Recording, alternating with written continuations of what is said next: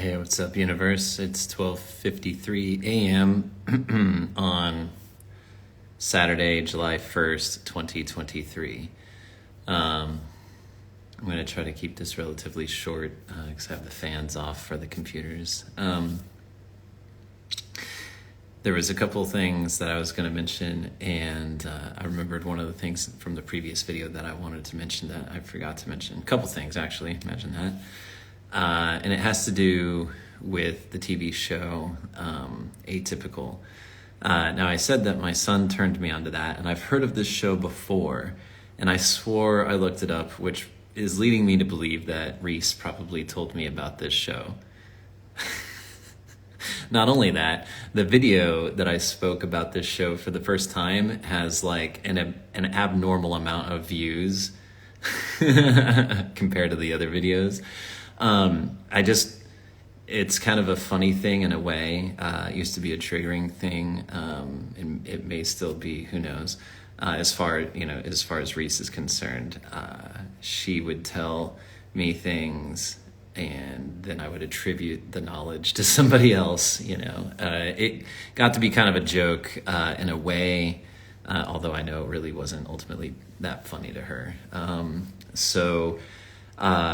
I'm going to just assume that Reese told me about this show because I know it came into my awareness somehow, and I looked up messages between Milo and I couldn't find anything about it. And I'm like, I know I've heard of this show before. Milo says that he learned about it from Angela.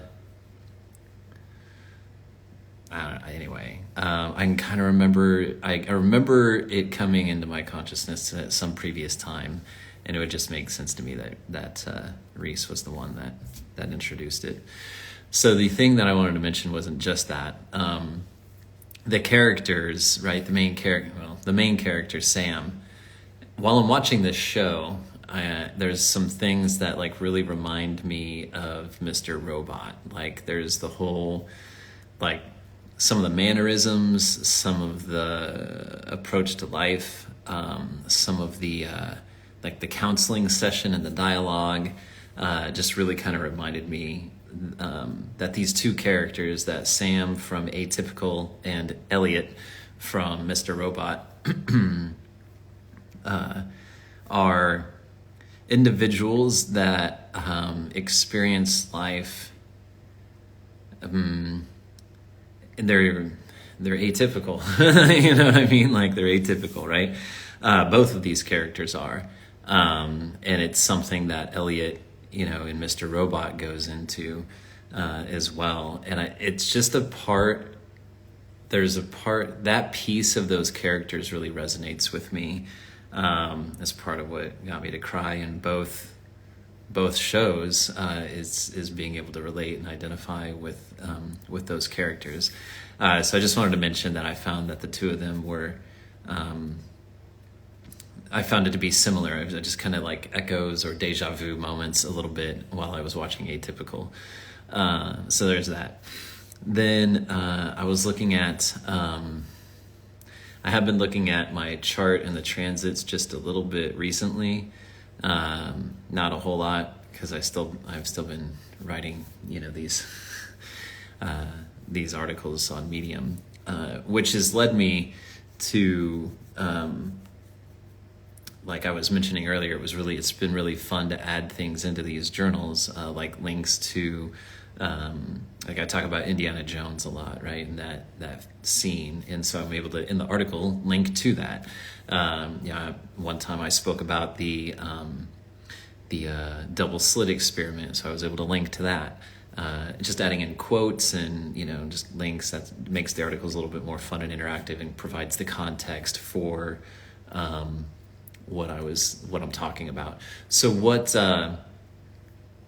one of the things here that's interesting about this astrology stuff is that I have a transit that's going on in my chart that started on March 10th and ends on July 5th.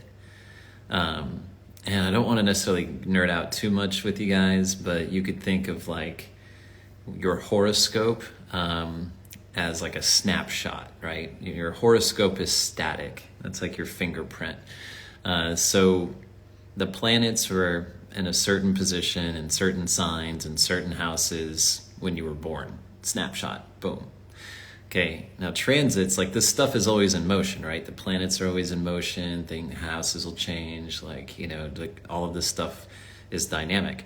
So transits are what's going on right now and their relationship to the natal chart. So right now I have like Uranus is in my second house. This is going to make a lot of sense to most people. Uranus is in my second house in my chart. And then the transiting, right? So that's the static one. It's always there in my horoscope. The transiting Uranus, the one that's in motion, right?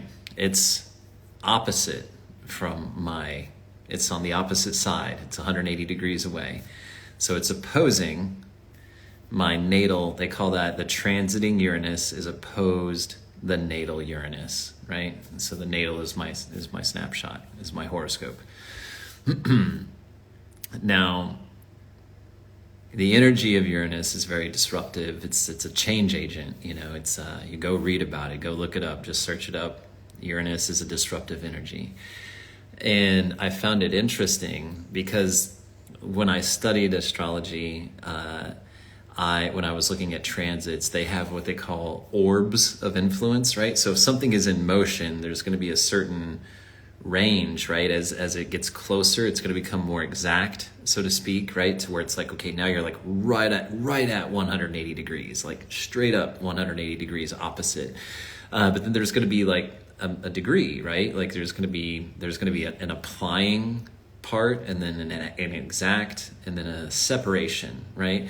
So there's this orb of influence, and I would always make it within 3 degrees, right? So within 3 degrees of being exact, you know, not 6 degrees total, 3 degrees. So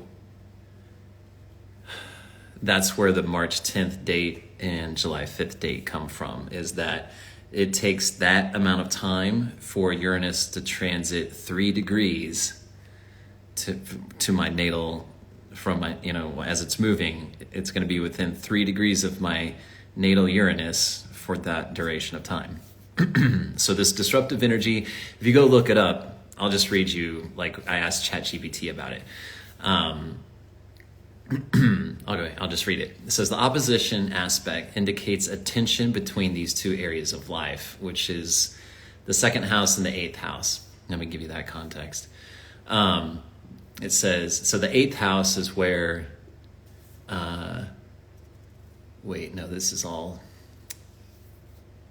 this is backwards in a way. Let me just put it this way. The opposition aspect indicates the tension between these two areas of life, personal values and shared resources, the tangible and intangible, the material and the spiritual. The individual may experience a sudden desire to break free from old financial habits or dependencies. The screen just went off. And seek more independence and freedom. As this aspect is separating, which it is right now because it's almost over, this intense period of change is likely winding down. It's worth mentioning that although the term midlife crisis, because that's what they basically call it, it says it takes approximately 84 years for Uranus to make one whole transit, right? So they call our birthdays solar returns, right? Because the sun made one full revolution. So for Uranus to do the same thing, it takes 84 years. So roughly around the age 42, give or take, we'll say between 40 and 44-ish, people experience a midlife crisis. That's what they've happened to have called it. So that's what it's saying down here. It says, it's worth mentioning that although the term midlife crisis is often used somewhat pejoratively, and I'm probably not saying that word properly, this period can also be seen as an opportunity for significant personal growth. It's a chance to shake off old patterns that are no longer serving us and move towards a life that's more authentic and fulfilling. And so naturally, since I have data, I wanted to go back and see, when was this transit exact? When was it 0 degrees, like straight up? When was it right on my natal Uranus? Well, the date for that was May 8th, 2023, which is a very interesting date. And I went back, and since I was doing my these articles, right? I've already published May 8th, the article for May 8th. And I went back, and that's the day that has the most videos. I have eight videos, seven or eight videos for that day. By far, I think the next one might be 5. That has the most. But May 8th has like 7 or 8 videos. I remember writing that article, working with ChatGPT, and that was kind of a hassle, like breaking that all out and getting it to digest it and write the article, because there was that many journals.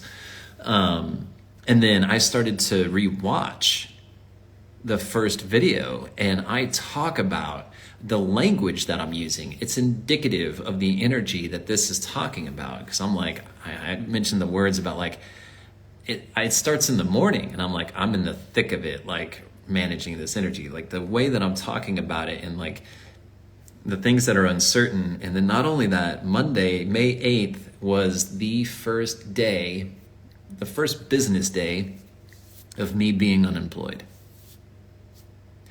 The Friday before that was my last day. Monday, May 8th was my first day of unemployment. Now, I just mentioned that because I'm like, okay, this is interesting, right? So naturally, I'm curious about what happens when this transit ends. And from my previous experience of studying this stuff, I have seen things happen at the end of transits. It's not just when things are exact. In fact, I've seen when things are exact and nothing happens, and the only time action seems to happen is at the beginning, like when the transit starts, and then when it's over and it's like releasing. I've seen those be inflection points.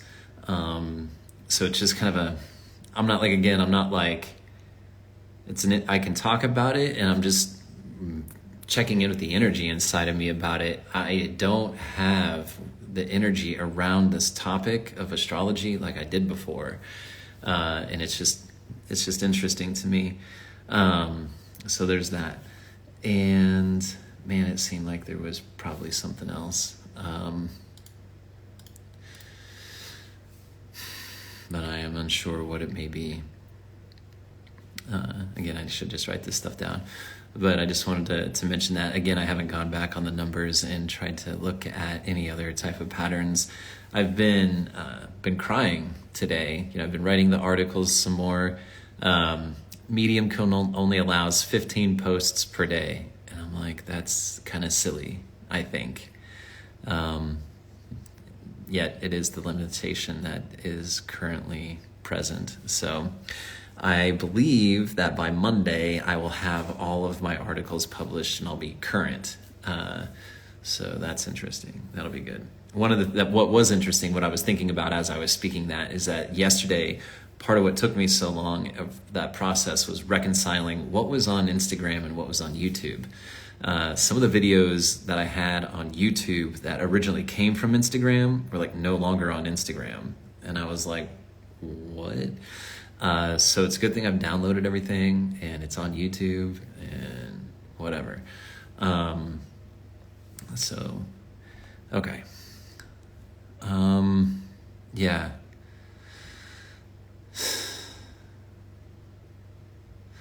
Sorry, Reese has totally been coming up a lot for me. And it's been just metabolizing things. And it's just an interesting thing to go through because, like, I know what it was like when I divorced Angela and how it felt in my body. And I'm grateful that it doesn't feel that way, for sure.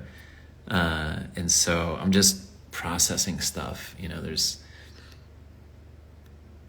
I find myself like going back and forth a little bit. Like I don't feel like the depth. It's not like yanking me out and like dragging me down into this horrible place on either side. Like there's things that I miss, right? And then sometimes I'll reflect as I'm missing something. Sometimes like some of the not so fun stuff kind of comes up. Like in either context, like I'm not pulled to extremes, which I am also grateful for. Although I have been crying. That energy needs to be moved. So I'm just going to acknowledge that as well. So, all right, I'm going to go ahead and wrap this up. I've been chatting for a minute. Well, for a while, actually, probably about 20 minutes. So, all right. Well, I love you guys. Thank you for being here. Thanks for journeying with me. Thank you for the time and the space. I greatly appreciate it. All right. I'll keep you posted. All right, love you guys. Bye.